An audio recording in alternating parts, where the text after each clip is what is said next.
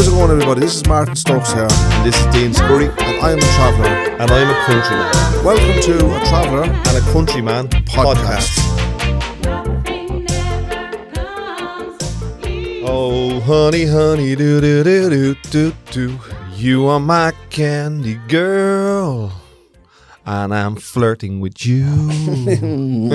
Right, start now and get rid of all the rubbish. Oh no, I'll keep that stuff. No, that's nonsense. What you just come out with there now? I'll be singing a song. Dean, please stick with the day job if you have one. So do you want to introduce this one? Yeah, this is episode 40, isn't it? Oh hey, the big 40. Come here to me, lads. Come here to me, boys. The big 4-0, huh? Big 4-0. So what's the topics today, Dean? I can't think of anything today, my friend. Oh, would you go and... I'm going to plainly put it. Will you go and yush? Oh, the disgusting needs. Will you go and that yush? Has to be deleted. No, that's staying in. That's disgusting Every talk. episode you turn up to. Dean, you're 50-odd years of age. Yeah, go on. What then? And you can't turn up to a podcast that you own, that you run, expect people to tune in, and you don't have any topics, and now you're on your phone. Yeah, I'm looking for a topic. Come here. You know what I'm going to talk about? I'll give you a couple of things there, didn't I? Say that in English? I gave you a couple there. Did you write them down? Did you? You gave me two things. Dean. Yeah, go on. Well, no, and this is, we're on. No, this is the biggest load of nonsense. I'm telling you now. Honestly, I mean it. Oh, you do a big fancy we need to think of something good. I've got loads of stuff. So we start now, will we?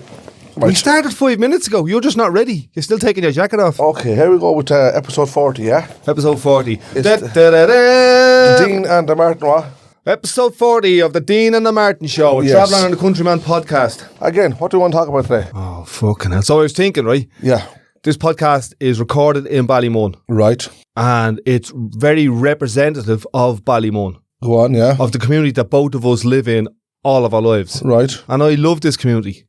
And I've been in this community in the last week doing different events that just blew me heart wide open. Sports events, was it? Sports events. So I set this thing up called Ballymun Health and Fitness Festival with a few other heads at the start of COVID, and we've been doing sports events. So the end of April, the start of May Bank holiday, we done a number of big events in Ballymun.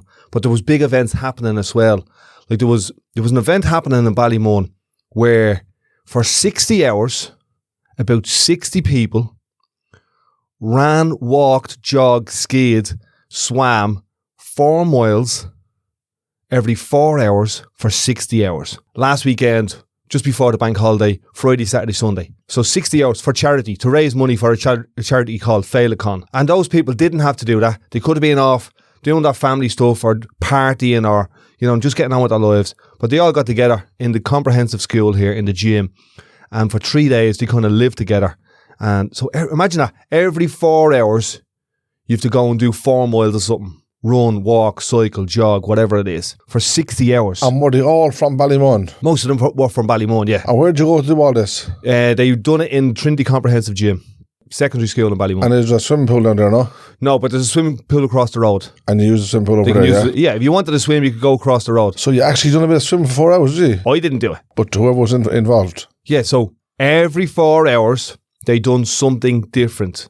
But I'm asking you, they do 4 hours swimming? No. So what you have to do is I think it's 4 kilometres. Yeah, probably 4 kilometres. So you have to swim 4 kilometres. Very good, Get out, take a break. 4 hours later, you're going to run 4 kilometres. Oh, right, yes. Take a break. 4 hours later, you're going to cycle 4 kilometres. 4 hours later. And you've done all this for 16 hours? 60 hours. 60? Yeah, that's what the point I'm trying to get across to you. 60 hours. Yes. It's not like they done something, say a 4K run. Let's say you went on a 4K run. Right, yes. Yeah, I know, like, that's probably not what you're going to do. So you could easily do a 4K cycle. I'm not bothered doing that, yeah. A 4K, no, you do. Don't be sticking your tongue out to me. I'm not bothered doing 4K run. 4K cycle. And again, cycle, yeah. So you're doing that every 4 hours for 60 hours for charity. Yeah, I'd like to do that. It's nice. I think that's a little bit mental. No, it's actually nice to do for the charity, but I would have not bothered doing that, like, you know what I mean? So you're going to do next year's one? Yeah, of course. Martin Stokes is signing up for next year's one. Sure, if you had to tell me about this one, I would have done that also. Don't be playing the soft lad. Fit as a fiddle. If you told me about this. Super fit. You're as fit as a bleeding wheelie bin. Yes. Come on to yourself. And you wouldn't even tell me about it. You always play the innocent boy. Are you looking for all the... You always play the innocent boy. Are you looking for all... You never told me, Deanie boy. Are you looking for all the praises in these things or what story? Because you didn't do all of this. Martin, there's stuff happening on your doorstep you don't even... Right across from you in Ballymun United. Yeah. We had another event called the Pele Cup and the Soccer Skills Festival. And we had 150 local lads, including about 20 young travellers, Very good, yes. play football with 150 people who are in direct provision, like asylum seekers and immigrants. Yes, lovely, yeah. People from all over the world. Algeria, Nigeria, bleeding Brazil. People who are in this country in direct provision. They've arrived here looking for asylum. And, you know, there was a lot of anger in communities like this at the start of the year. Right, so they were all involved then, were they? We invited them all down. We got coaches and we brought them all down. Right then, and all young people? Not all young people, no. From all ages. There was people playing football on that day in Ballymun United for the Pele Cup and the Soccer Skills Fest from 6 to 80. Serious? Yeah. From every race, creed and religion. Yeah, it was mainly blokes, but it was from every age group. And, there was people there. And they all got on well, yeah. There was people there with disability. There was people there playing walking football. There was kids kicking balls. There was young traveller lads playing against lads from Nigeria. Tell me something, right? I seen a couple of clips on, actually going around on WhatsApp, yeah, where I think you actually sent me one piece, one clip as well, where a young lad on a wheelchair, yeah, from Nigeria. Did you say he had to leave his country because they're going to shoot him? Is that right? Yeah, so I met a young fella there. He was in a wheelchair and he's, for want of a better phrase, he's severely disabled. Yeah, that's right. You know what I mean? Yeah. He basically, he was able to speak. He was able to, at one point I fed him an ice cream. He was able to eat and speak and look, but that's about all that he had. And he's severely disabled and he had to leave Nigeria with his brother, who's now his minder, 24 hours a day. That's the question I was going to ask you. That evening, yeah, when I was driving down through Ballymun, at the bus stop here, yeah, there was a young lad on the wheelchair, and coincidence, you sent me the picture about, say, 2-3 hours beforehand. And there was another lad with him, and I was going to ask you, who was the guy that was with him? That's his brother. And his brother was a soccer star. And now his brother really can't do that because he has to mind. So he's giving his life to his brother. Giving his life to his brother. So I said to him, what's your dream? And he said to me, my dream is to go to college and get educated. And I said, well, what would you do? He said, I do something. I do psychology or I do robotics. Who was this now? This was the young fella in the wheelchair. Serious? Yeah. To go to college. So between the jigs and the rails, I've been chatting to him and a few other people for the last week and potentially, now not promising anything, but hopefully there's funding there to send that young disabled Nigerian fella who now lives in Ballymun to college.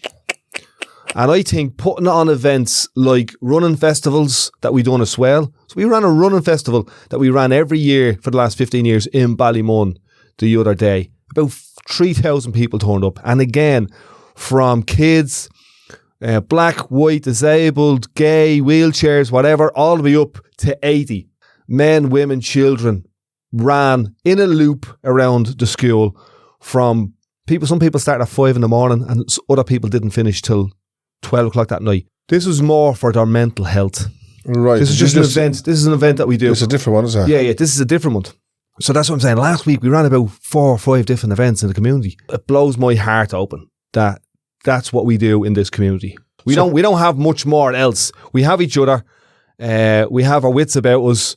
We kind of understand what it's like to live in a rough and ready community in, relative poverty, not much employment. But we definitely have each other. We definitely have community. We've got buckets of community. Very good. What I wanted to say was about those events in Ballymun.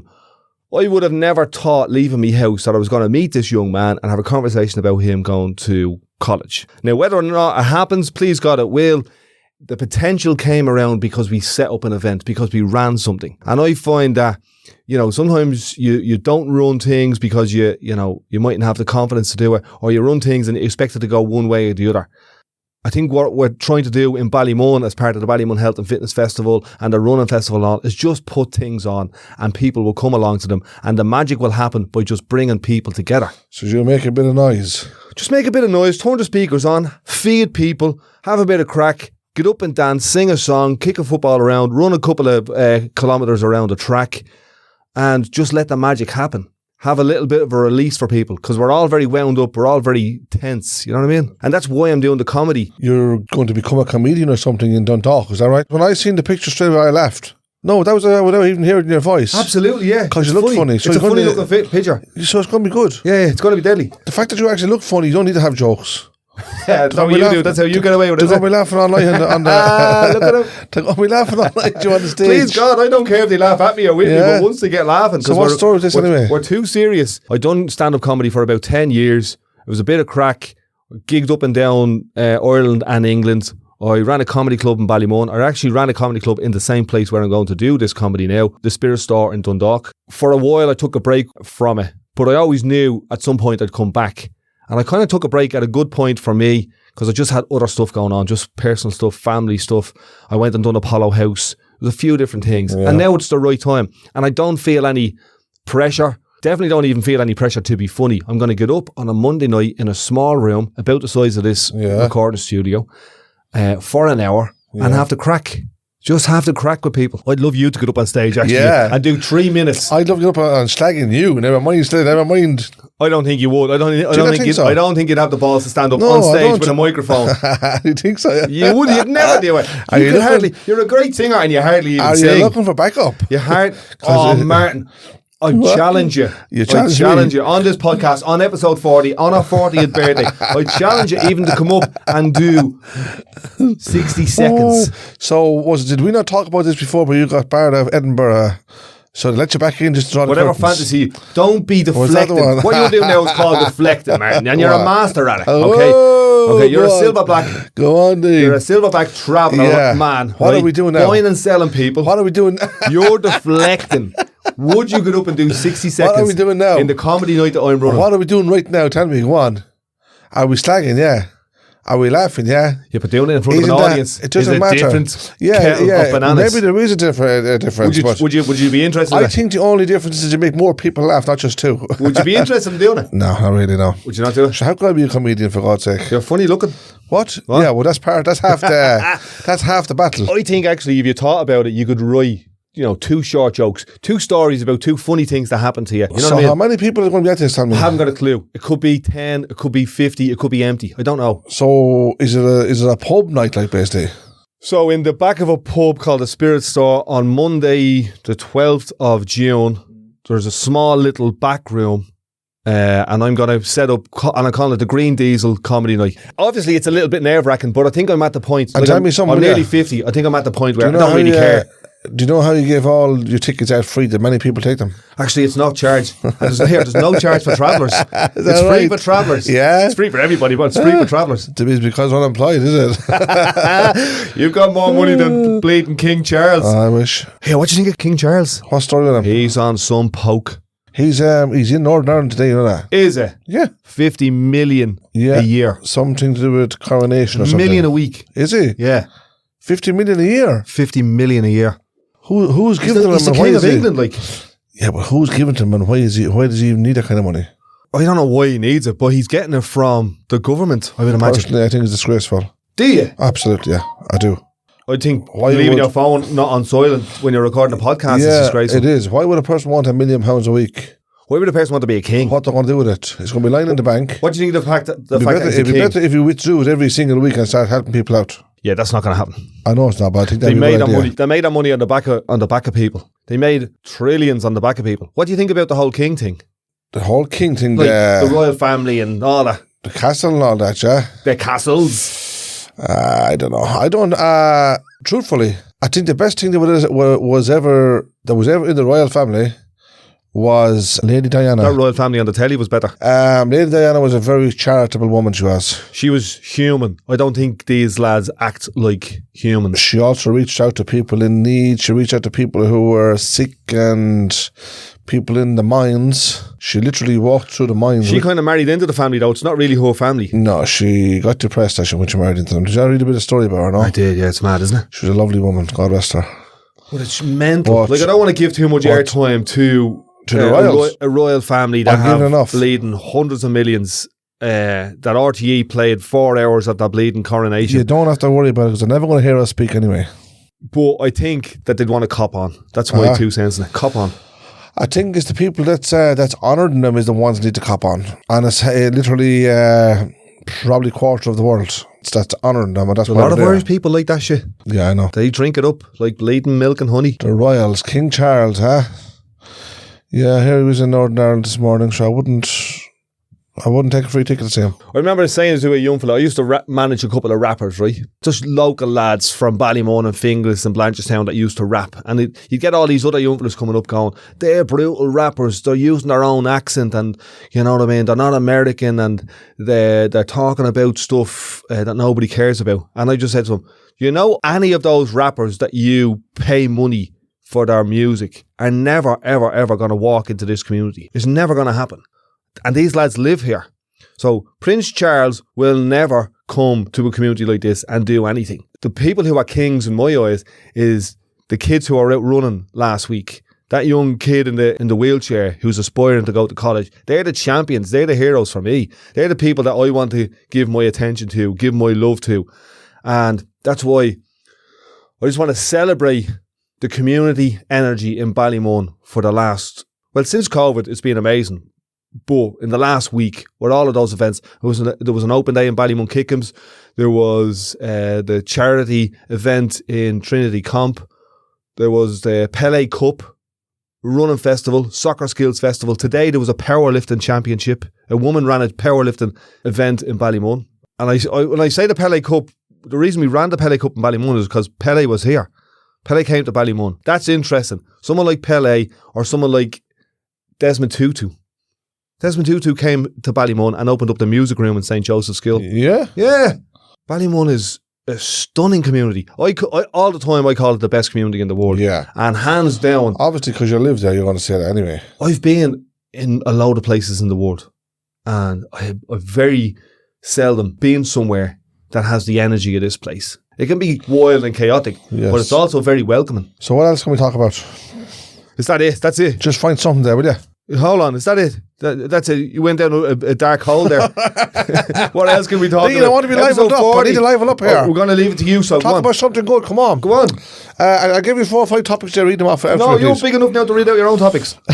Dean is in the fighting mood this evening. Yeah. I'm in the Martin get your finger out your arse mood and do a bit of bleeding podcasting. Dean. I'm at the setting up a Patreon for this podcast, right? And I'm inviting people who listen to it to donate money so we can keep this going. Put a penny in the box. Put a penny in the box. You know what I mean? Whatever it is, 1, 2, 3 quid a month.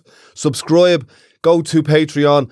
Search for a Traveller and a Countryman podcast and just click, I want to become a Patreon. I want to help these lads doing what they're doing because these conversations are rare. They're doing it in an amazing community. They're having super conversations. And if you want to support that, if you want to get on board, go to Patreon, stick a couple of quid. Get on board, get on board, get on board this holy train. This train is bound for glory, this train. This train is bound for glory, this train. This train is bound for glory. Nobody rides but the great and the holy. This train is bound for glory, this train. Woo-hoo! So now, if that doesn't work, we get the hat out. We head for O'Connell Street. I tell you, we make a mint if you went on O'Connell Street. You sing out the caps. If you were up in Grafton Street singing those songs, I'll howl out the cap and you sing. Would you do it? What I do what? Me up in Grafton Street. Dean. I'll get the mic, couple of jokes, slag people. If I have a slice of bread in the morning and a cup of tea, I'm happy with that. You're happy and you're happy. We don't need mansions to live. But anyway, that's the story there, Dean. Yeah, whatever you think.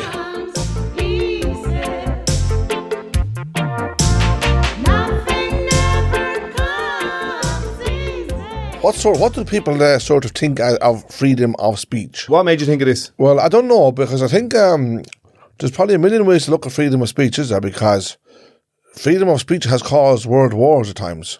People saying what they think? Is it? Yeah, that kind of thing, yes. So sometimes saying what you think can get you in a lot of trouble. So I'm doing happened this. Me loads of times. I'm doing this comedy night up in Dundalk, and I'm calling it Green Diesel, and I'm basically saying I want to get into a room with 20 or 30 people and feel free to say whatever I want to say. So you know tell me something in the middle of this, without people coming at me saying you can't say that, you can't say this. I'm offended, and that's your freedom of speech. Yes. So for me, that's freedom of speech. For me to be able to get up there. What if you are offending people? What would you say? So this is where it gets interesting. No, don't be sarcastic. I want you to be reasonable. This is where I'm not. This is where it gets interesting. If my intention is to offend somebody, Like if I say to you, Martin, you big, I need you. Yeah? That's okay. That's what I am. So what? Okay. If I use the K word, yeah? Yes, go But ahead. I'm using it to cut you. Yes. But I could also say it In a having funny, bit of jibey crack. way. Yes, that's right. So it's a lot to do with a sense of humour and attitude at the same time, kind of. Yes, and your intention. And intentions, yeah. And I can't help whether or not you got So offended. if I was in the audience then, yeah, which I'm not going to be in the audience, even if you give me 10 free tickets, right? Thing about it is, right, and you're looking down at me and you're coming out with this joke, right? And just say it's a traveller joke. You're bouncing around and I tell you to settle. So you're, and I said the council won't give me a house. If I was in the audience and you're looking down at me and you're letting this joke go and another one or two go, and you're saying them with bad intention, yeah, that would be offensive. Yeah. If I'm explicitly slagging off women or something like that, you know what I mean? Well, whatever you're slagging off, but the point is, the moral of the story is here, is that if you were doing it with bad intentions, then naturally it'd be offensive, of course. Okay, so that's where the boundaries of freedom of speech are. That's one of the boundaries of freedom of speech. If it starts turning into me trying to degrade somebody, because before you know it, what you'd have Martin Stokes up on the stage and Dean Sturry in the crowd. That's what probably would happen. I'd be thrown off stage.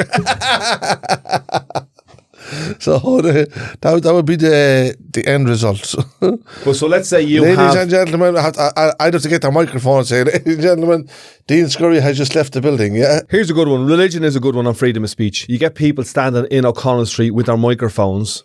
Yes, go on. And they're saying, generally shouting out whatever they think their stuff is, yeah? Yes. Now you get a lot of people walking past going, I don't really care what they say. And then you got other people hanging on every word. And then you got other people shouting at them saying, shut the fuck up. Yeah, that's right. You will get that. So they have the freedom of speech to get up and say what they want to say. There's a certain line. If they turn that speaker up all the way and start blasting it in people's ears 24 hours a day. I was going to say that, yes.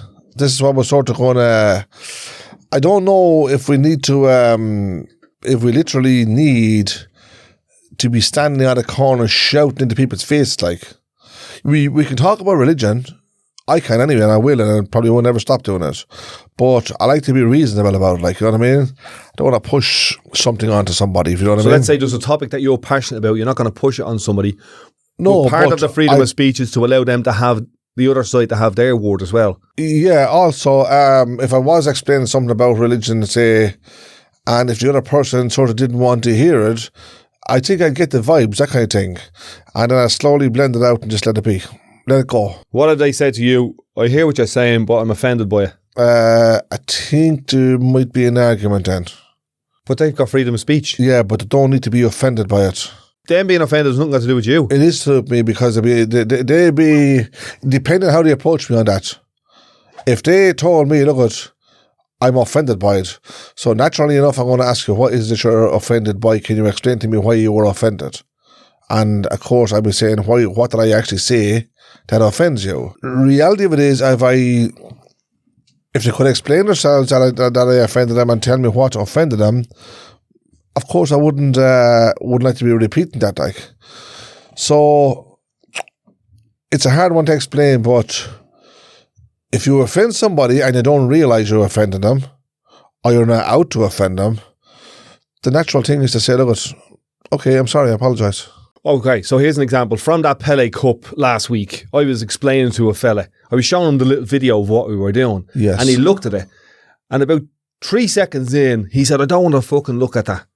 So he was angry then? He was angry. Why was he angry? And I was saying to him, what's going on? And he starts cursing and shouting at and slagging off the black men that was in the video. You know what I mean? Yeah, I know what you mean. Then people are coming here and they're selling drugs and they're doing A, B and C and D and they're attacking women and they're getting everything for free. Was he actually saying that we have a crime-free Ireland for the past 100 years or more? Is that what he was saying? I don't know what he was saying, but he was shouting his opinion at me about these people, and it was full of hate and discriminating against them.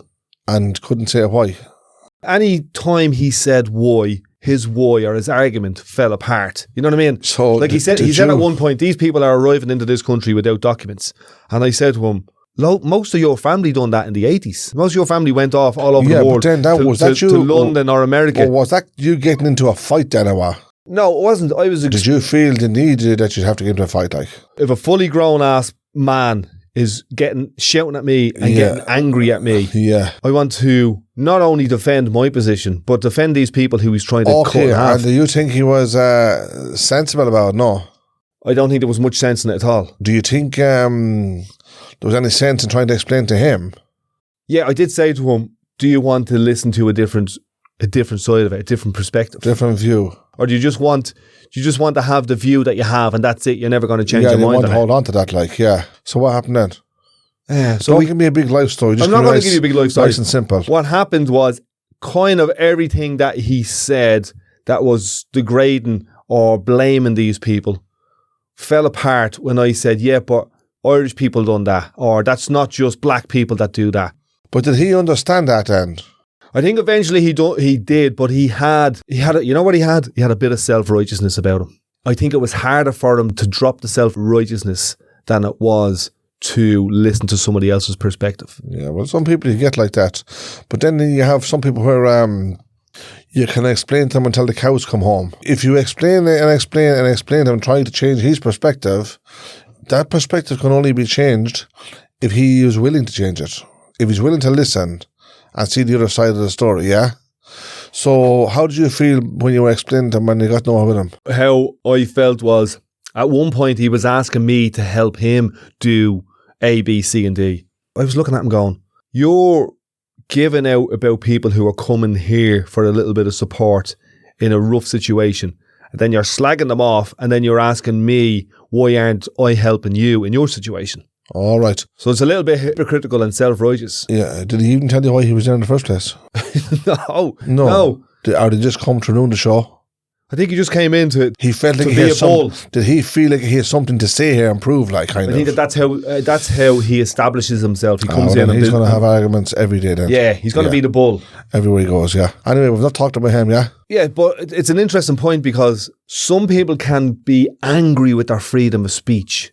You know what I mean? I have a right to say whatever I want. But I think there's a certain line when you start getting up in people's faces, when you start threatening people, when you start turning up outside people's homes, when you start... You don't have that freedom of speech because that's disturbing the peace then. That's disturbing the peace. Yeah. Exactly. And there's a little bit of hate in it as well. Yeah, but again, you're disturbing the peace. So people don't want that. Yeah, that's they might give you your freedom of speech if you're speaking with sense. And if they're interested in what you have to say, if they're not interested in what you have to say, the chances are they're going to get a headache. And if you keep continuing with what they don't want to hear, then it brings on anger. They're going to be angry then. So what have you got then? A fight. So this is what almost happened to you. So did you not feel like at some stage, hold it, whoa, I'm going to pull back here and let the guy do his own thing there?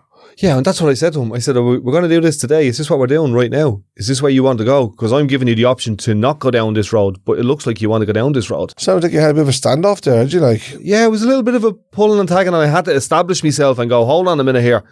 Just realise who you're talking to. You're not talking to somebody who you're going to, push over too easy. I think when you have a group of people who feel like they're not being listened to and are angry, and then they use the freedom of speech thing, it can get a little bit messy. Especially if they've kind of never been listened to or they feel like they've never been listened to. And then all of a sudden, the game has changed a little bit and they feel like if I don't open my mouth up now, I'll never be listened to. Yeah, but that's a good thing if you're doing it for the right reasons. It's okay to talk if it's all for if it's all for the good, but not in the situation that you got caught up in. No. You could have ended up with black eyes, maybe broken ribs, probably ended up in a hospital with him, Yeah, so I think you have to play that game a little bit sensibly. I'd walk away from him, to be honest with you. I wasn't going to try to defend a situation that's never going to change in some people's eyes, or maybe in some countries for that matter. So where do you go with it? Ignorance sometimes is the best policy. Ignore the Egypt, as far as I'm concerned. Yeah, absolutely. Now I know sometimes it's hard to do that because I can't talk because I've often gone into confrontations myself, and end up again with a headache and angry, and it's only afterwards you realise what was it all about. Is it even worth it in the first place? Or was he? So was now the person actually wanting to say something, or did they just want to disturb the peace? Yeah, that was the plan. Yeah, do you know what I mean? Yeah, I'm going to come in here and I'm going to store up the shit. Probably said, you know, mind the first guy that comes around me, I'm going to box head him. You know what I mean? Who turned out to be you, was it? So what else have we got there to give you? What else have I got you? What else? Hold on, let me say it again. What else have I got that you gave me? Dean, look at the page there, will you please? Come on. You are unbelievable. You and your burnt out pen.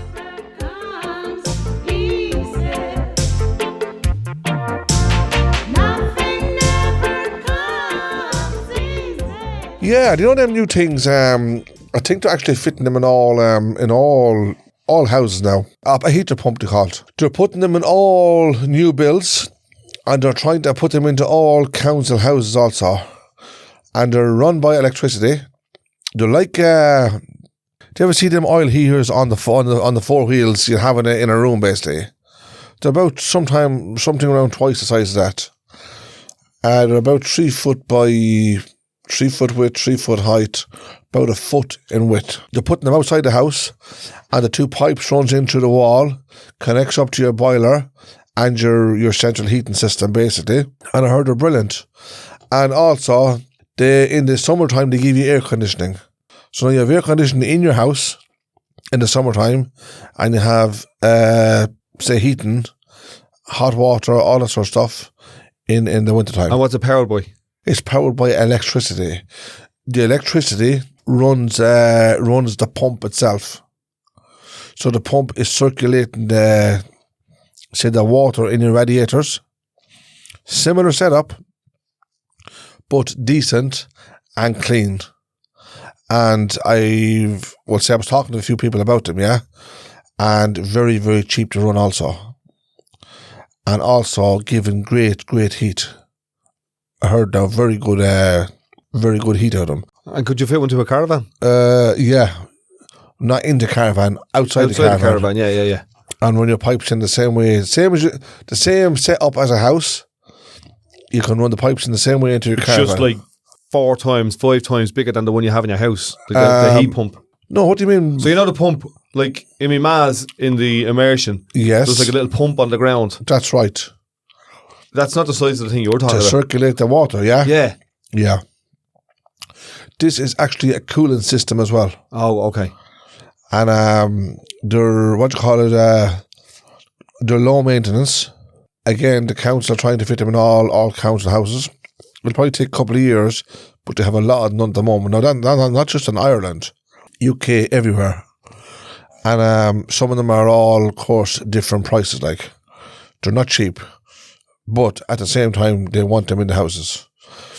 So instead of fitting this gas boiler, they're fitting this, but it's also, this runs through your water boiler. So all your water's heated in your boiler, and then the pump runs the water in through. So it's not just doing radiators; it's cooling, and it's also doing your water. It's doing it all. It's giving you heat in the winter, and giving you air conditioning in the summertime, and they're absolutely brilliant. There's loads of good reviews. I just thought I'd have a quick chat about And you're going to get one on the caravan?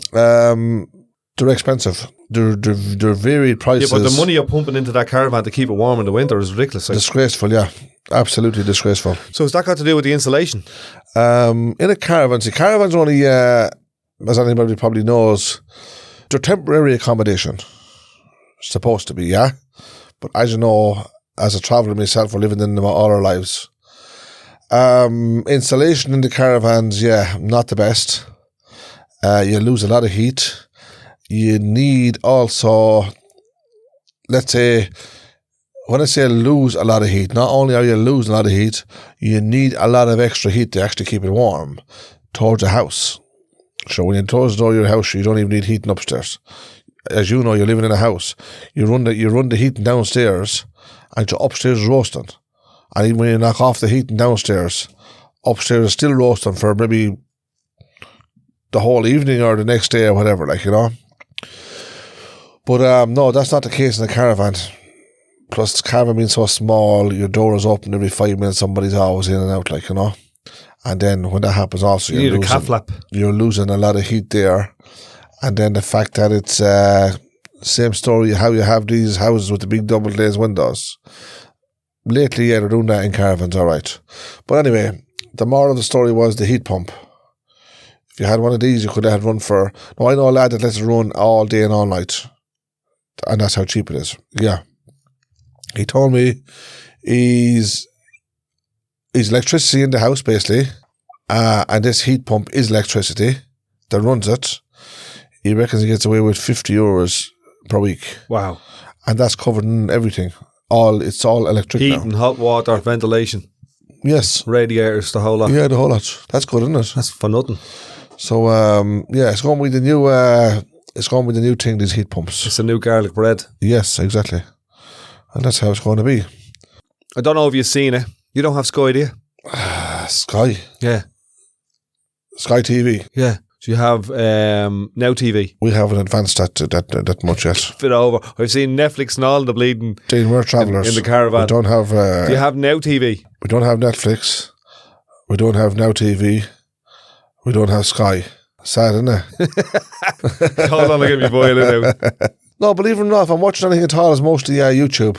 All right, so I done a thing. Netflix, yeah. They said the kids will watch Netflix. I done a thing that was out a couple of weeks ago for Sky, a documentary. So there's a 3-part series on Sky and on Now TV called Dublin Narcos. And it's about drugs in Dublin in the 80s and 90s. And you go to all different areas, you do? Yeah, well, it's all over Dublin. So is it filmed all around, yeah? It's filmed all around, yeah. Right, very good, yes. So, me, the ex-police commissioner, Noreen O'Sullivan, a couple of undercover guards, Lynn Ruan, who was on this podcast. Was she on it, yeah? She was on it. This documentary covers drugs in the 80s and 90s in Dublin.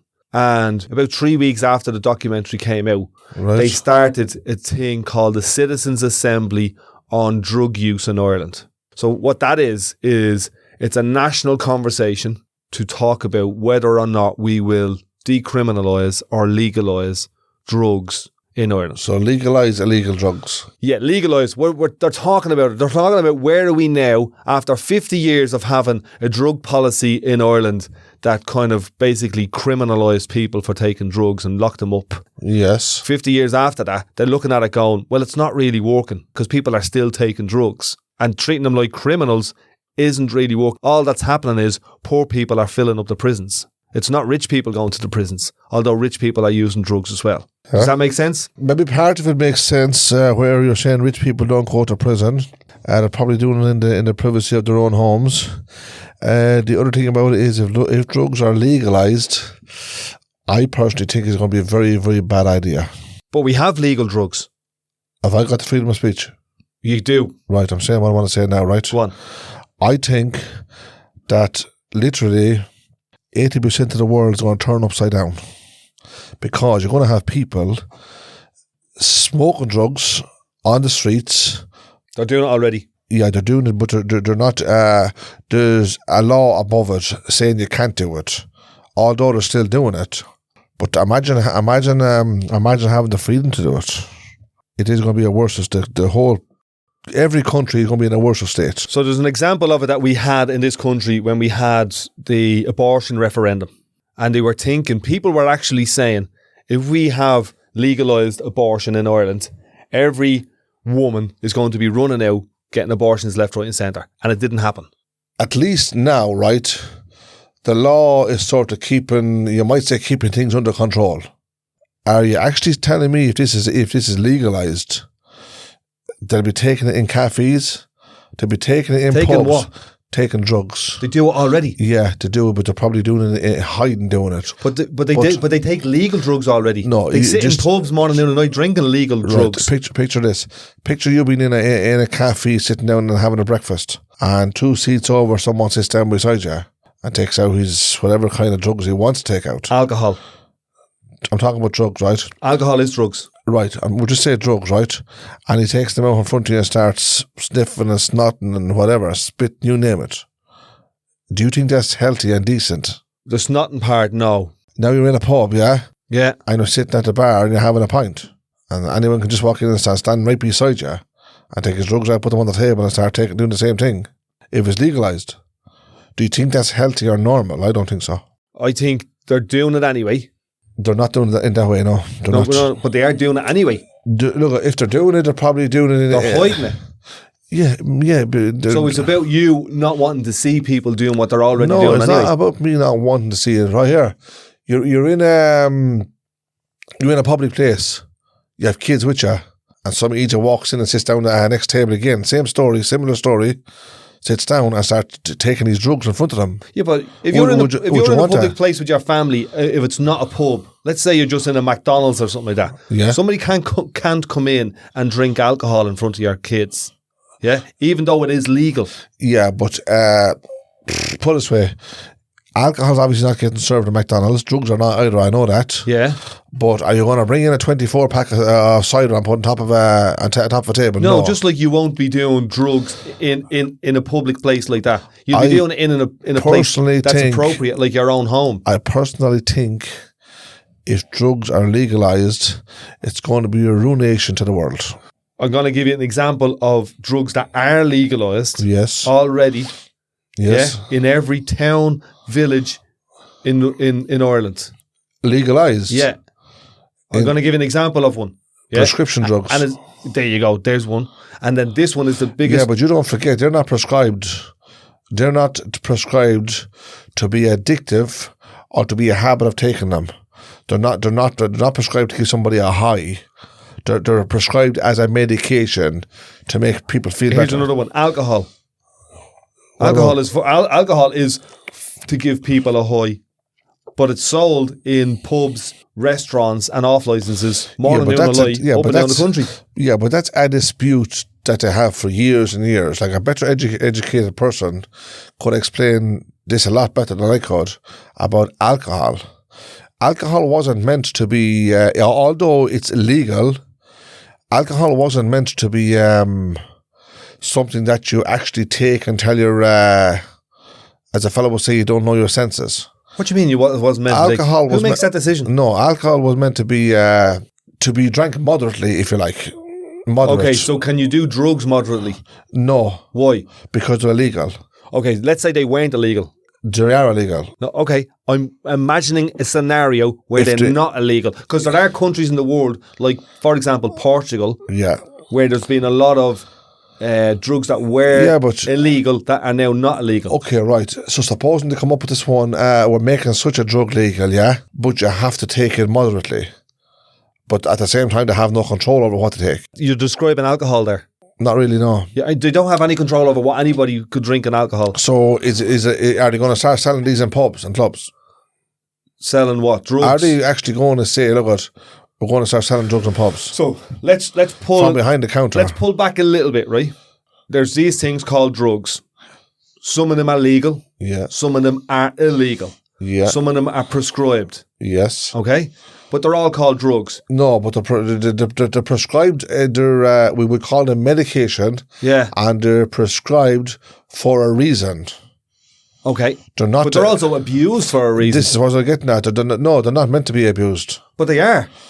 But they're not meant to be. So it doesn't make them legal then. Okay. It makes them legal for a sick person that needs them to heal them or make them better. They weren't meant to be used in an abusive way. But they are. And so I'm going to but the fact that they are... We're going around and the fact that they are... Yeah, we're going to be here all night. The fact that they are...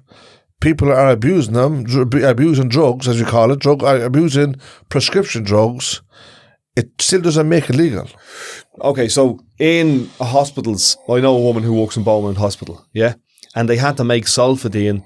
They had to reduce the amount of sulfidine you could get in the hospital because people were abusing them. Right, yeah? yes. Even though they're legal, yeah? Yeah, but people were abusing them. So you had something that was legal. Yeah. And it was being abused. Yes. And then you have stuff that's illegal that gets abused. So the problem is the abuse.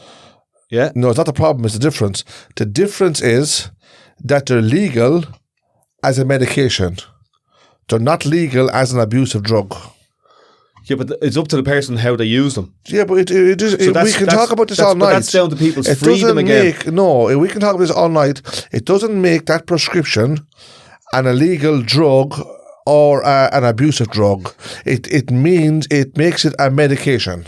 So people are abusing medication then. Exactly, but that still doesn't make it legal. So whether or not it's legal or not, They're doing it. they're doing it anyway. That's right. So what I'm saying is, So you can imagine if it's made legal, what happens? that's the point. Okay? So just because something is made legal doesn't mean it gets used more. Do you think so? Absolutely. Yeah. And there's examples that I can talk about. No, I don't know about that. I'm just thinking is that if it's made legal, that the chances are it will be used more, and it'll be used also more public. Do you have an example of that? Not really, no. I don't want to talk about it I'm going more. to give you an example of it. Yeah. Alcohol is legal. That's right, yes. Yeah. Now, it is used in pubs, in people's homes, in restaurants. Yeah? Yes, yeah. And for the most part, people drink sensibly and moderately. Yes. Yeah? Would you agree with that? No, people don't. So for the most part, most people don't drink Maybe alcohol. probably 1% of people. Drink sensibly?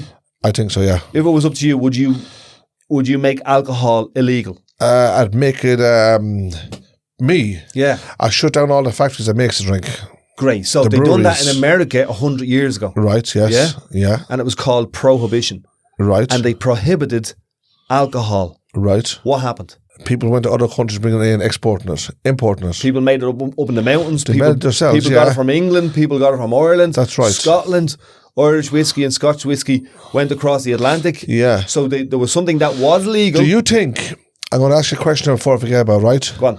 Do you think if alcohol was made illegal, Yeah.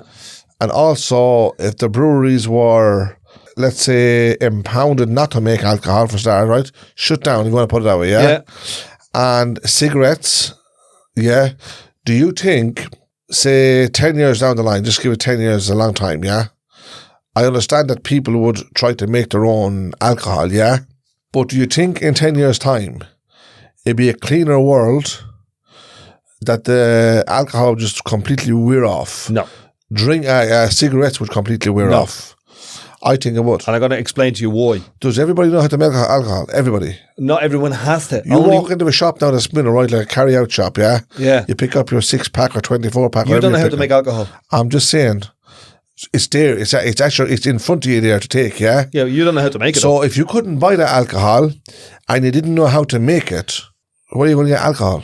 On the black market. Yes. What if you don't know people that sells it? The black market makes itself obvious. Yeah, but supposing the law was out, right, watching out specifically for these black market stuff. It would go underground even more. I know that, yeah. There'd be a certain amount of it. There'd be tons of it. I don't know if you've watched any films about prohibition in America and about drinking in America. It all went underground. It was all illegal. But what happened was there was billions of dollars made on it. Yeah. So they drive the price up. Yeah. It doesn't reduce the demand. The demand actually goes up. People want more of it because it's illegal. Yeah, but it's still a fact that there's less of it in the world. Yeah, but the demand goes up and the prices go up, and the gangsters, the criminals. But it means there's less alcohol in the world. Oh, so there's a really interesting point. There's less alcohol. Let's say, I'm not saying that there is less alcohol, but probably there's less production, but the alcohol gets an awful lot stronger. This is what happens with cannabis. Because cannabis in this country is illegal, one is it's expensive, it's run by criminals, and it's super strong. So if it was legalized, it would be less expensive, it wouldn't be run by criminals, and it wouldn't be super strong. So the benefits to legalizing it are it doesn't cost as much. Yeah. It's regulated so you know exactly what you're getting. Yes. Yeah. And the gangs don't run it. Okay, right. So you think then if it was run by the governments, yeah? Yeah.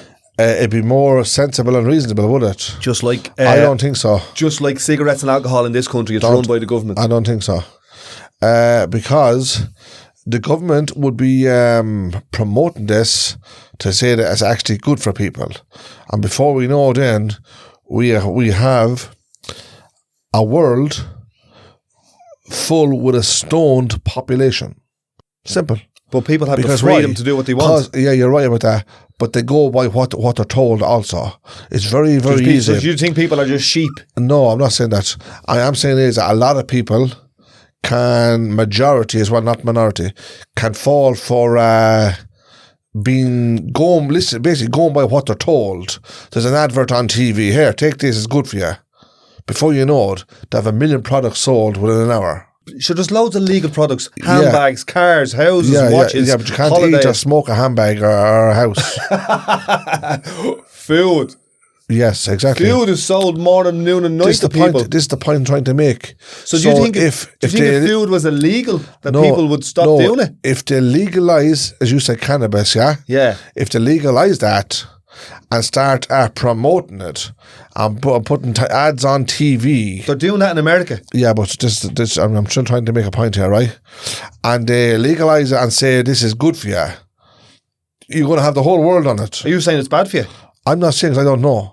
I'm saying I don't smoke and I won't smoke. I don't want nothing to do with it. I know loads of people who smoke it, including me girlfriend. I'm barely just about talking about it. I know loads of people who smoke it, including me girlfriend. And the cannabis that she gets is super strength, run by gangs, off the street, very pricey. Yeah, but what we're saying is, I know you made your So we were in Amsterdam there. recently, yeah, and she got some cannabis Wow. in a coffee shop that was really well priced, not super strength, very legal, and she could just smoke it walking down the road. In Amsterdam? Yeah. There's two things. There's legal and then there's decriminalised. When she was walking around Amsterdam smoking cannabis, she wasn't a criminal. She couldn't get arrested. But let's say there's a 16-year-old young one walking around Finglas or Ballymun or Tallaght and she has enough for a couple of joints in her pocket. Is that girl a criminal? I don't know how to say this about... You're talking about cannabis or whatever drugs is there, right? But to be honest with you, if you drive through Dublin now this minute, yeah, you'll see people there, and like seriously bad effects of drugs. And I don't think... What drugs are you talking about? I don't know. But just what the point I'm trying to make here is, if you're saying in Amsterdam that you can walk down the street and smoke whatever, say, cannabis, is it? Yeah. Okay, right. So, are you saying legalise cannabis or legalise all drugs? Is that what the fight is? So what I'm saying is, in this country, 50 years after we started our national drug policy, a few weeks after a documentary I done with Sky came out, we're starting now to have another national conversation about all things drugs. So we're talking about all things. Decriminalising, maybe. Legalising, maybe. It's not saying overnight all drugs are going to be... So in this documentary, is that's the question I'm going to ask you. Is it saying about legalise all drugs? No, this is talking about the history of drugs in Dublin and talking about when you had different criminal gangs selling heroin, ecstasy and cocaine, and how those gangs grew up in Dublin, how they became international gangs of crime because those drugs were prohibited. Yeah, I think drugs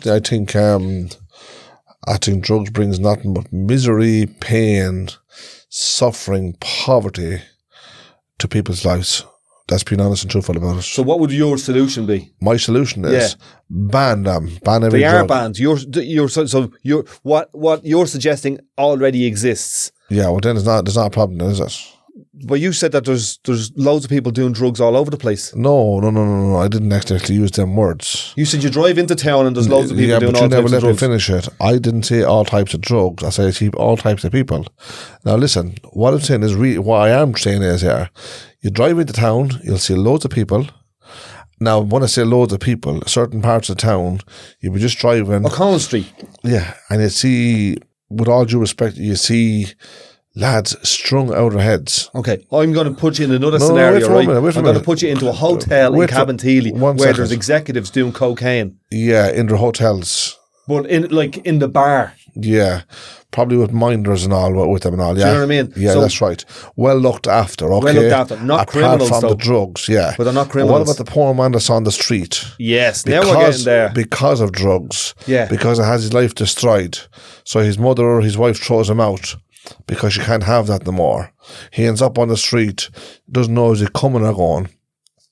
ends up probably robbing to get these drugs. So it's he is the living proof that drugs have destroyed his life, that has brought misery, poverty, pain and anger and everything. So going back to what's your solution? Bad, everything that nobody wants to be. Your solution is to ban them. Everything bad that nobody wants to be, that drug has brought to him. So where's the good in that? Where's the good in it? Yeah? Poverty, pain, misery, yeah? People die of drugs. People literally die of drugs. And people also don't die of drugs. No, wait. We're talking about people that do die of drugs. We're talking about the effects of drugs. I'm not talking about the beauty of drugs. I'm talking about the effects of drugs. So people die from the drugs. So where's the good in all of that? Yes, and I'm saying at exactly the same time people die from drugs, people don't die from drugs. Well, right now I rest my case. What's the next topic? No, we're not. I'm finished talking about. Martin, there's so much. You can talk as long as you want. There's so much here that we can learn from each other, because I'm learning a lot from you now. Yeah, well, I just that's all. Because you have freedom of speech and your perspective is very interesting to me. But right now in this country, in the country that you live in, that your kids live in, that my family lives in, we're having a discussion on whether or not we're going to possibly decriminalise people for holding drugs for their own use, or legalise drugs. So this is going to be a reality for you, for your kids, for your grandkids. No, I'm not saying that they're going to do drugs, Martin. I'm saying they're going to live in a country where possibly other drugs will be legalised. That possession of certain drugs won't be a criminal offence. Right now, if you're walking through town and you've got a certain amount of drugs in you, if you're from a working class community and a guard pulls you over, you're probably going to it's probably going to be dealt with in a criminal way. Banning drugs, as you're suggesting, that's where we're at right now, and we have all these problems. But there is another way of doing it. And you're saying that loads of people are dying from drugs. The biggest killer in this community and in all communities in Ireland isn't those illegal drugs. The biggest killer is the one you can go in and buy in the off licence. It's the cigarettes and the alcohol. They're the ones that's killing vastly more people. If you go into any A&Es up and down this country, it's not heroin or cocaine or ecstasy or cannabis. It's alcohol. The one that's legal. So we're having a conversation now, where do we go next? We're after having 50 years of this policy, and it clearly is not working, because people aren't stopping doing drugs just because they're illegal. We've seen that in Prohibition in America. It actually, people do more of it, the drugs get stronger, and the gangs get richer and more violent. Sick. So we have immensely powerful, rich drug gangs in this country because we have illegal drugs. There is a conversation that's happening. If we change our policy on drugs, will that affect our communities and the grip that criminal gangs have over our communities?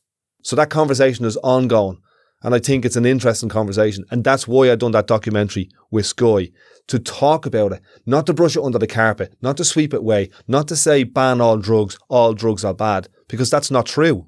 That's absolutely not true. And that's the myth that we've been spoon-fed by fear, by government. While they're taking taxes for alcohol and cigarettes, they're telling us don't do all these drugs over here. And they're locking our children up. They're locking our parents up. They're locking our friends up in prisons. They're not locking up rich people over in Cabinteely doing cocaine. They're locking up Sharton in Bleed and Santry for having enough for a couple of spliffs. That's where the conversation is going. And freedom of speech is really, really important there. Okay, freedom. People can talk about different things when it comes to freedom of speech and talk about anything they want to. It doesn't have to be about drugs anyway. But listen, let's move on to something else, please. Go on. What's in the paper there? Tell me. I've done all that. All of it? Yeah, all done. So, on the back of all the stuff that was happening in this country around refugees and so on, loads of people said to me, what about our own? What about the Irish? What about the fighting Irish? So I had a look at the phrase, the fighting Irish, and it actually didn't come from Ireland at all. It came from America. It came from Notre Dame College in America. So this was 100 years ago. I think it was like 1924. The KKK, the Ku Klux Klan, yes, in America, were trying to have a protest. They were trying to have freedom of speech in America about the fact that they didn't want Irish immigrants or black people in their town, where Notre Dame College was based. So they went and done a march. So we had loads of Irish people going to Notre Dame loads of Irish College. Protestants and Catholics, and you had black people in this town as well. So you had Irish immigrants, Protestant and Catholics, and these black people. And then on the other side, you had the KKK. And the KKK, the Ku Klux Klan, were anti-black, anti-Irish, anti-immigrant. They didn't care if you were Protestant or Catholic. Once you were Irish and once you were an immigrant, they hated you basically. So Irish people were hated in America, is that right? Irish immigrants were hated in America. Catholic, Protestant, it doesn't matter, and black people as well, especially by the KKK. Right, come on, yeah. So they wanted. So the KKK had this march in this town where Notre Dame College was, but the march was illegal, and the student says, "Look, there is freedom of speech, but this is hate. This is hate speech. Yous are looking to bleed and kill people. Yous are looking to move people out of town just based on the colour of their skin or the religion that they have or their nationality or whether or not they're an immigrant." So there was a fight between the students and the KKK. So the students were Irish. The students were mainly Irish, Right, very and good. mainly Catholic and mainly immigrants. Right, come on, yeah. All from this college. And this college was doing really, really good. And, you know. So they stood up against the Ku Klux Klan, yeah? Yeah. And they had a fight against them and they won. Yes. And the Ku Klux Klan eventually had to back down and had to move out of this town. Yeah. And that's where the phrase, the fighting Irish, came from. But are you sure that's where it came from? That's 100% where it came from. But what other statement says it came from somewhere else? Well, loads of people in this country talk about it. You hear Conor McGregor talking about it all the time. Fighting Irish. The fighting Irish. That we think that we have this right to use that phrase. Or No, I think what it means is that you don't give up, kind of thing. Yeah, but I think anyone can use the phrase. Yeah, but we think it came from this country. It didn't come from our experiences in this country. Yeah, but it came from Irish people. It came from Irish people But then we're working trying to- with black people. It doesn't matter. And other immigrants. Yeah, but if it in came Ireland. because of Irish people stand up to Ku Klux Klan, then we have the right to use that word if we need to use it. Okay, but so then I had Irish people in this country saying we don't want immigrants and we don't want black people. What's that got to do with saying we're fighting Irish? Because they were saying we're the fighting Irish and we don't want these black people or these immigrants. Who does that remind you of? The Ku Klux Klan. Exactly. Yeah, all right. Let's not start a big war here, I'm not okay? saying a big war. I'm just saying Right. let's not twist history for Let's our talk own about benefits. the fun side of it on the fighting Irish. Where else did it come from? I don't know where else it came from. It's used in boxing or whatever. Some certain boxers So use you it. looked up this and you came across that bit, yeah? Yeah, because loads of people, supposing, loads of people who are giving out about immigrants and black people in this country were texting me and putting it up on Facebook going, what the fighting Irish, what about our own and all this type of stuff. And I was like, you're using a phrase you don't even know where it came from. Okay then, but you were doing no favours there, you know? Think about it. Think about what you just said there now. You actually told people that this phrase came from America, from Notre Dame School, where the Irish stood up to the Ku Klux Klan. Did you not think you were adding fuel to the fire here, no? You were letting the Irish people here who didn't know about this, you were actually letting them know now that the Irish had to fight in another country because they were getting ran out of it. No, that's not adding fuel to the fire. That's adding information Sometimes- and education to it. Yeah, but some people mightn't see it like that. Their ignorance, Suppose I just that- let their ignorance happen. Yes, but if there was no ignorance, there wouldn't be a problem in the first place. So you're just saying let people who are angry No. and shouting at me be ignorant. No, I'm not saying that. I'm saying is, if they were doing that in the first place, then there must have been ignorance there already. So now you come along and tell them that the Irish had to fight in another country just to stay there, just to be in college, basically. So now the Irish here now are saying to you, okay, don't we have a right to fight now because at least we run out of America? Yeah, but who are we fighting? We went right out of America. Exactly. We actually took over in America. We were the president of America. Yeah. So what So, are you but saying? who do they want to fight here now? There's a balance here, Dean. But who do they want to fight? It can be a promotion. Do you understand? It can be a healer. Which do you want it to be? I think there's more healing in it. Yeah, but maybe there is more healing. But it also can promote bad attitude. You're trying to educate the people here Who don't want to be educated. to say, look, give these people a chance, let's get to like them kind of thing. That's more or less the story there, right?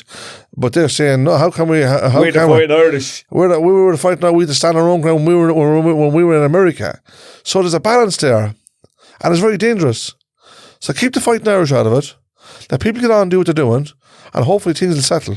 Do you not think so? Yeah, please God, they won't use... Sometimes we can promote something the wrong way, you know. Yeah, but also, the people they can twist history for their own benefits. No, you can twist history. It's like your man said, I don't tell lies yet, I just bend the truth a little bit. Yeah, well, that's the suit himself. The Fighting Irish is a huge bending of the truth, because actually it was a group that hated Irish people, that hated black people, that hated immigrants. No matter what surfaces in this world, right, there's always two sides to a story, you know that.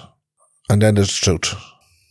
So what have we got? There's always your version and then the version you don't want to hear. No, not even that. Not that I don't want to hear it, right? I'm contradicting a little bit, but not that I don't want to hear it. Again, there's two sides to every story. There's yours, there's mine, and then there's the truth. So now we have three pieces.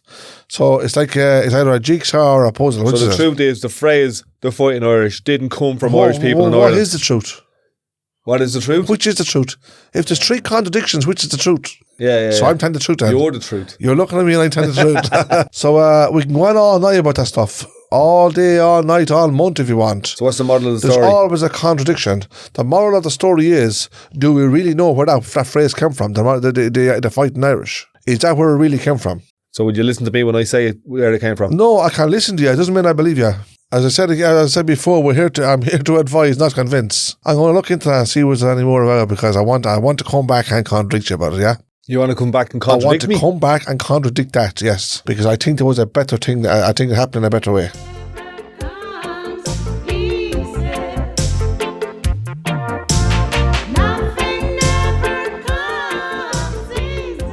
Explain to me what confession is. Confession is a sacrament. It's the sacrament of reconciliation. A sacrament is the gift from God that is given you through confession. That gift is actually reconciliation. You're reconciling yourself with God.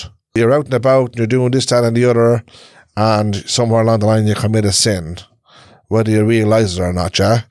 If you're a Catholic, you'll understand, yeah? So you decide, I need to go to confessions to confess my sins. So God gives the priest the power to actually forgive you your sins. If you want to believe that, I do. You go to confessions, you tell the priest what you done wrong, what you didn't do wrong, and he gives you absolution. But the absolution is actually coming from God. The priest is being used as an instrument of God to bring absolution to you. So do you go to confession? I do go to confession. Can I ask how frequently? Truthfully, in the real world, we're supposed to go to confession once a month. Now, you can go, if you feel like you want peace for one reason or another, you can go once a week if you want. Me personally, I would like to go about every 2 weeks, because we sometimes sin and we don't even realise we have sinned. Anger is a sin. So you get angry with somebody, you're actually sinning, not a serious sin, but you're sinning without realising it. Self-righteousness is sin. Self-righteousness. Yeah. I know you're talking to me because you think I'm always being self-righteous, yeah? That's not what I'm saying, but I'm just asking, because we were talking about this other guy being self-righteous. Is self-righteousness a sin? Depending on what's used in that. Depending on what the self-righteousness is about.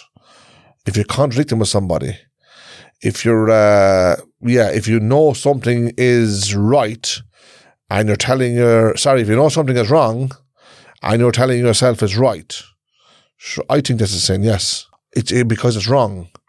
It's not like a real bad sin, but if it's not right, it's not right. Very simple. But some people mightn't have the understanding to realise that. So they continue and continue and continue. We're all not perfect here, you know what I mean? We say and do things in our lives, sometimes without even realising. That's what I'm saying. That's what I was thinking. The awareness of it. Yes. So someone corrects us. Or maybe we see somebody doing the opposite and realise... So how do we find out if something is a sin or someone is right or wrong? How do we find that out? I think it's self-conscious. We all have a conscience, yeah? It will tell us if we're doing something right or something wrong. But then there's also ignorance, because we might never know. Yeah, ignorance can overtake it. But then again, you're actually allowing ignorance to overtake it, aren't you? Again, if you know you're doing something wrong, well, then you're being ignorant, so you're allowing ignorance to overtake that. Yeah, what I'm saying is if you don't know you're doing something wrong... So you're saying if you don't realise you're ignorant... Yeah. Yeah, that can happen You don't also. know. That guy I was talking about, he mightn't know he's being self-righteous. Mightn't realise how ignorant he was, Yeah. or how self-righteous he was. He mightn't even realise. Yeah, that's the human side of him. So how does he find out? There might be loads of ways of finding out. Didn't you try to tell him? I tried to tell him, yeah. Did you tell him he was ignorant? I said that there's a different perspective. Did you tell him he was ignorant? I didn't use the word ignorant. Right then, maybe he doesn't know he's still ignorant if he didn't tell him. Look at my friend, I find that very ignorant. He might also learn. Could be stupidity also. And I think that this is the point of it. He might also learn through his faith, through the Gospels, through listening to the Gospels, that, you know what I mean? Because I remember being in church when I was a kid, and those stories, they had a point. They kind of revealed stuff to you about your own life that you mightn't be aware of. Yeah, but the point, that's why we have all different types of people. Sometimes, like I'm explaining a little bit here now about confessions, okay? And I'm saying about how it reconciles us with God, yeah? We're actually saying sorry for the wrong things we do in our lives, yeah?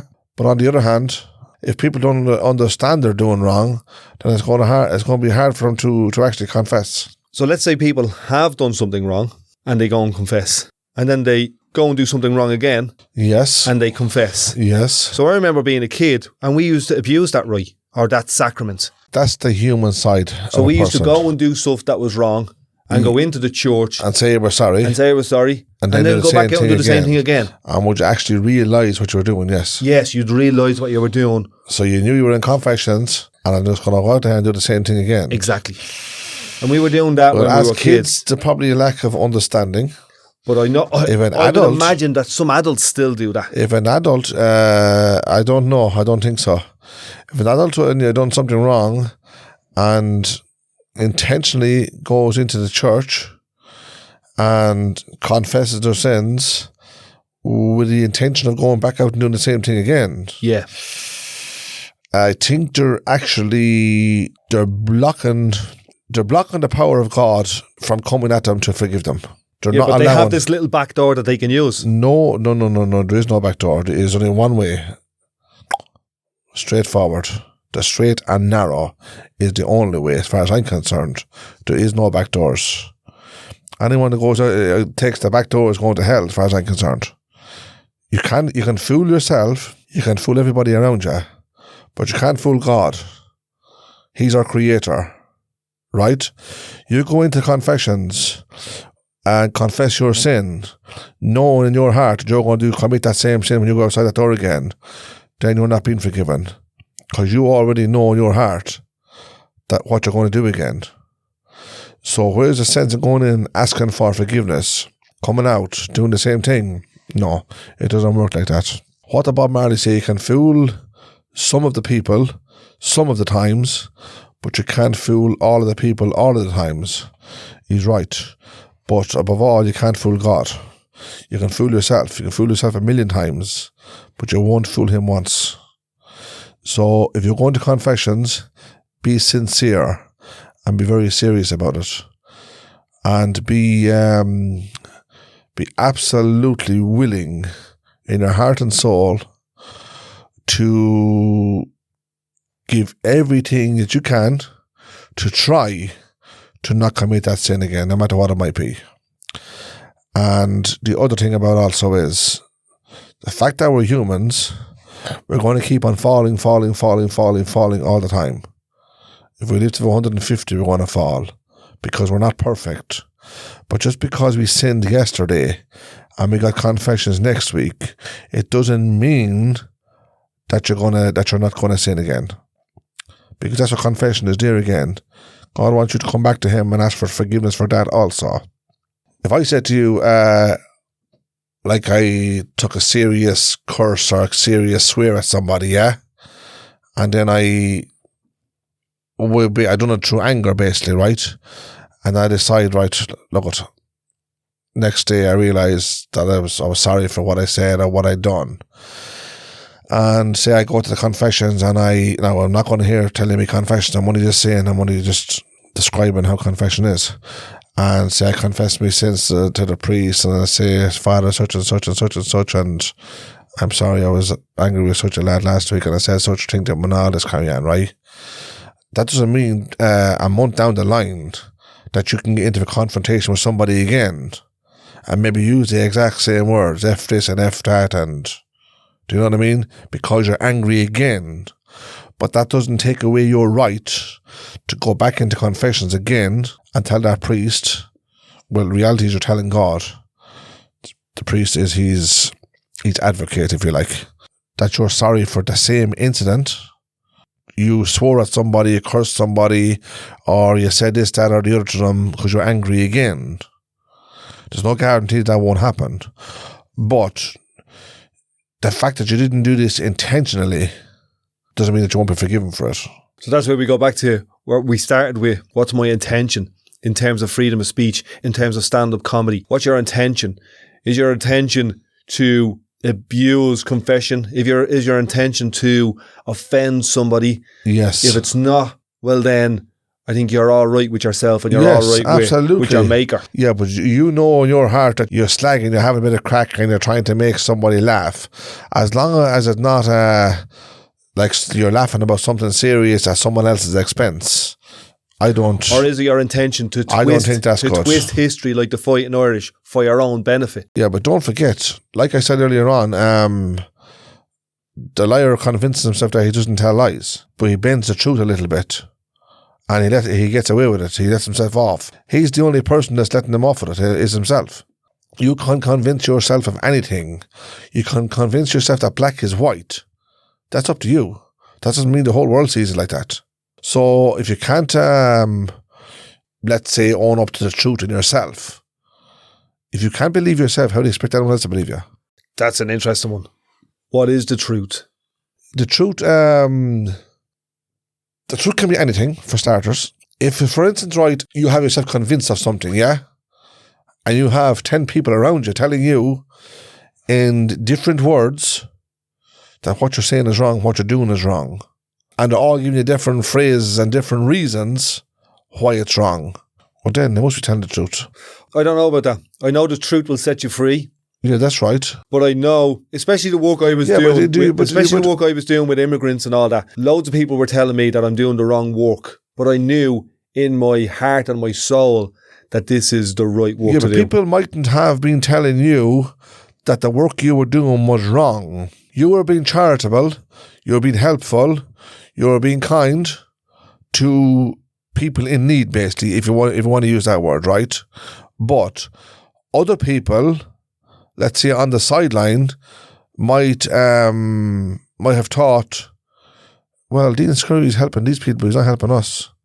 Why is he not helping us? Because some people are in a position where they can't help themselves. I'm not going to contradict that, right? For example, the dude in the wheelchair can't really help himself too much. I understand that, and I'm not going to contradict that either, right? What I'm only saying is that sometimes we can't just look at all our own, let's say our own side of the story, if you like.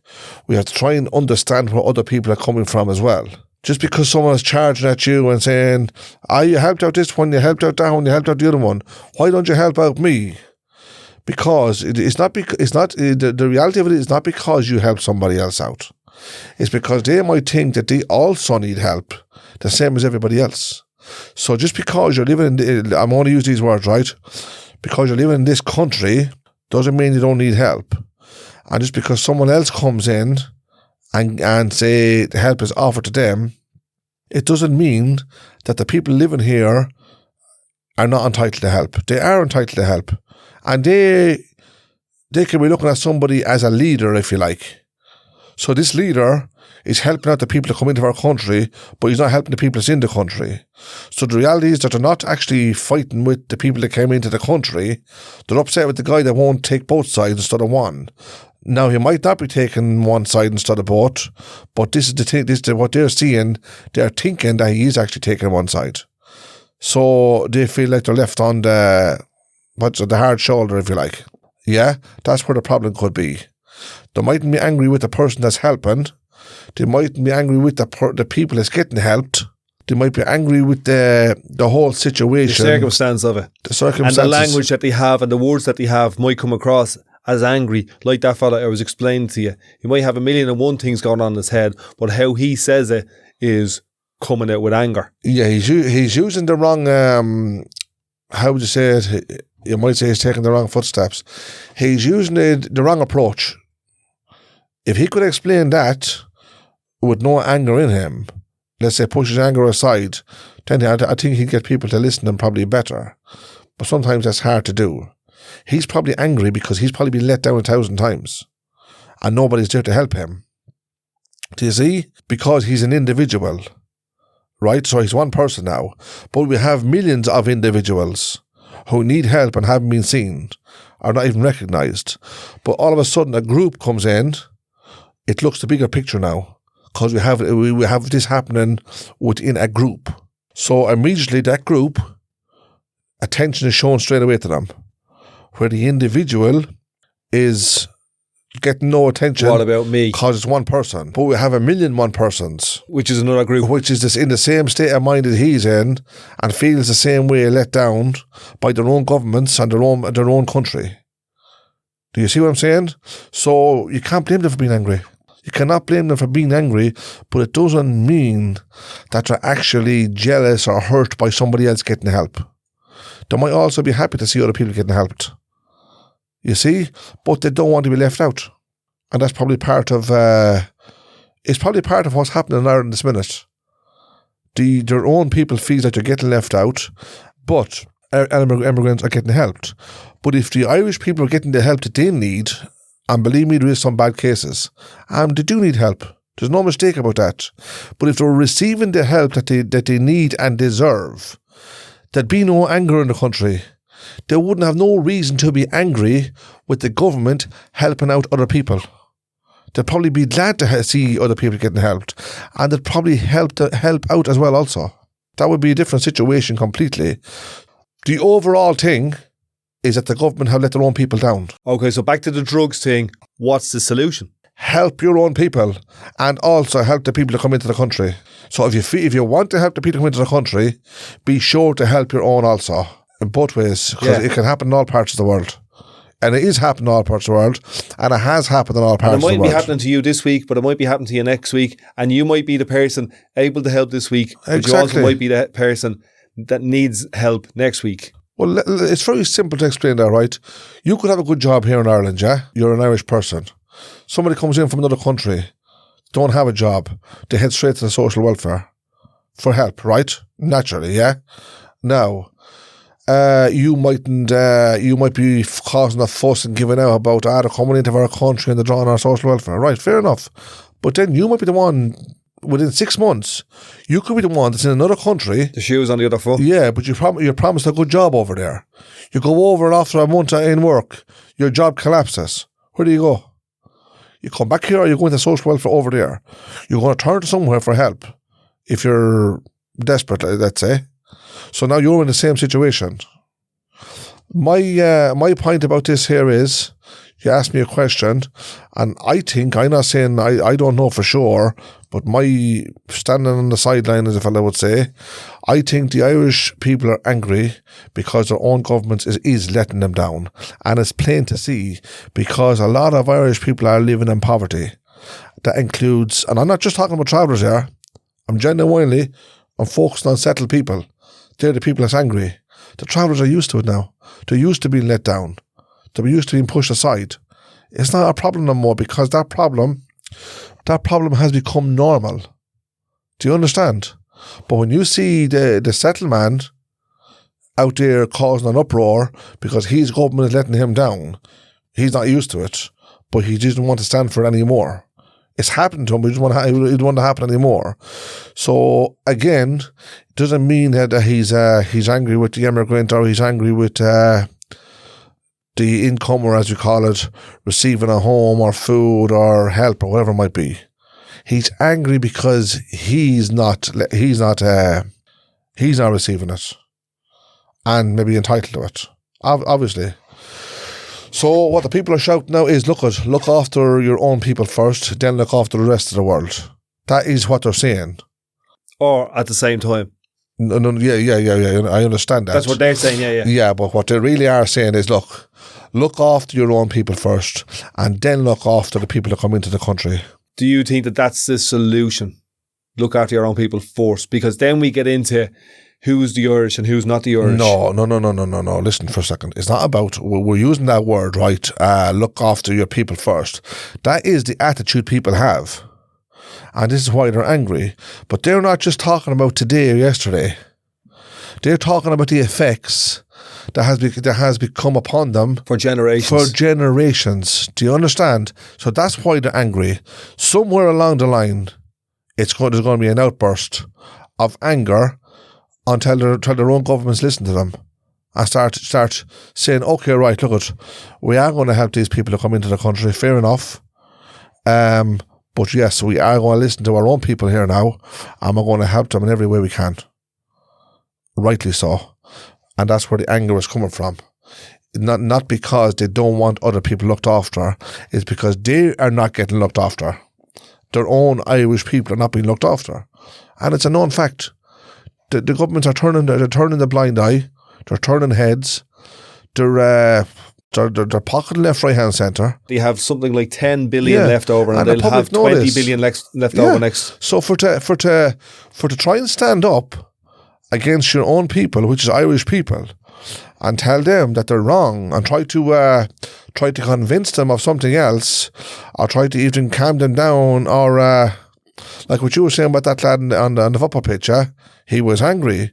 Maybe he has a reason to be angry, but he might be expressing his anger in the wrong way. Do you know what I mean? Again, I've said it 3 times already. He might not be angry with them people on that pitch.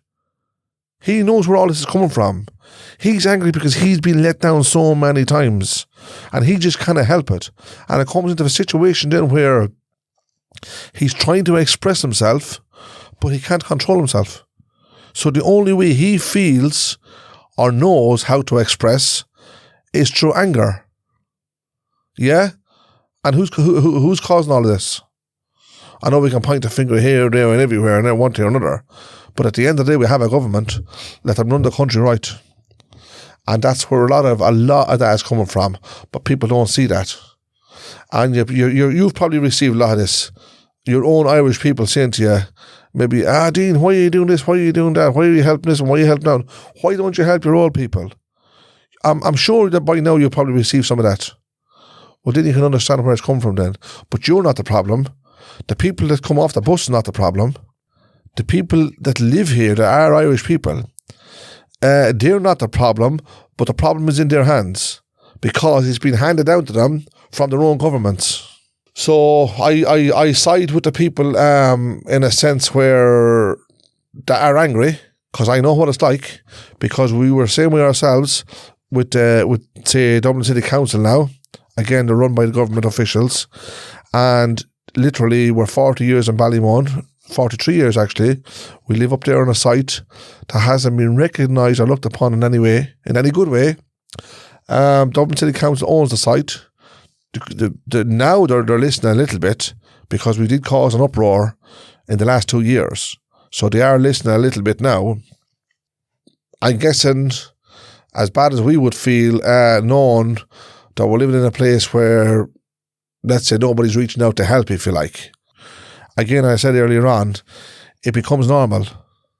Obviously, we allowed it to become normal, which was absolutely stupid of us, not to be talking up and confronting the situation. I'm not saying cause riots or fights or knock buildings down or anything like that. But I am saying is, put a foot forward. Get up and vote. Put a foot forward, yes. Travellers do vote. Do they? Yes, they do vote. The people come around here from the Dáil. They come around here every single year where we live. There's 30 bays where we live. And sometimes there could be 40 families in it. And they come around every single year looking for our votes. And we give them the votes.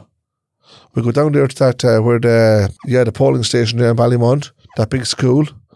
And every year in which you have to show your licence or whatever ID. And you put it, just put a ticket in the box. There's your freedom of speech. Some countries don't have the vote. Some countries, you don't have that. In Ireland, we have that. Yes. We have the vote. We have the freedom of speech. Yes, but you're saying that's the freedom of speech. Yeah. But the freedom of speech can work in many, many ways. Yeah, but the point about it is you can speak till the cows come home, but if they don't want to listen to you, then there's a problem. But if we all get out and vote and we use our freedom, they're only asking, look, as far as I'm concerned, they've been asking for our votes because we're only another number. As simple as. And every vote they get in there, no matter who you are, if a dog could put his name or write a pen in that paper, they'll take his vote because that vote will count. So the more papers filled in for them, the better. So, but that doesn't mean they want to know you. That doesn't mean not that they have to know you, but it means that you have a voice, that you have freedom of speech, that you have the freedom to vote, which, if you want to use the fight in Irish, people did die for that freedom to vote. As far as I'm concerned, as travellers, when we vote, we're only doing favours for people that need our votes. It's as simple as that. That's how it is. And we know that already anyway, but we just go along with it. So you're non-existent for the whole year round. Come to voting, then they know who you are, that you exist today, basically. And of course, it sounds like I'm throwing the sympathy card out here and all of this. I don't really care because that's just the way it is. That is the reality of it. And if the Irish people, not travellers, if the Irish people are angry for all of these reasons I've just explained, then they're fully within their rights to be angry. It's as simple as that. What do they do with their anger? They probably express it in the wrong ways. What's the right way to do it? Talk is one way of doing it. Just talk. Be reasonable. Try and voice your opinion. Get out there. Don't destroy the country, but have small protests. Peaceful pickets, basically. And get your word across. I know mama loved me. I reckon that told I was a pretty good kid. I've been blamed, but I'm not ashamed of a couple of things I did. I learned the golden rule before I started school, like every little young'un should do. But what am I worth on God's great earth if I'm not worth nothing to you? What am I worth here on earth, darling, if I can't have you? I just can't find no peace of mind with anything that I do. I don't know why you make me cry. Honey, won't you give me a clue? 'Cause what am I worth on God's great earth if I'm not worth nothing to you? I might get set to be president. I'm sure I could do it for you. They would feature my face all over the place for all the good things I do. I might get my name in the Hall of Fame or even in the Book of Who's Who. But what am I worth on God's great earth if I'm not worth nothing to you? What am I worth here on earth, darling, if I can't have you? I just can't find no peace of mind with anything that I do. I don't know why you make me cry. Honey, won't you give me a clue? But what am I worth on God's great earth if I'm not worth nothing to you? What am I worth here on earth, darling, if I can't have you? I just can't find no peace of mind with anything that I do. I don't know why you make me cry. Honey, won't you give me a clue? 'Cause what am I worth on God's great earth if I'm not worth nothing to you? Whoa, go on, Nadine. Martin's starting to loosen up now. It's only after taking him 40 bleeding episodes. I'll leave it out, son. Oh, Martin, that was beautiful. What was that song called? That song was called What Am I Worth? It's for my beautiful wife, my beautiful Bridget. God bless her. So that's us. Episode 40, A Traveller and a Countryman podcast. Don't forget to go onto patreon.com, A Traveller and a Countryman, and put a few quid in the hat. No jingles or notes. Only folding money.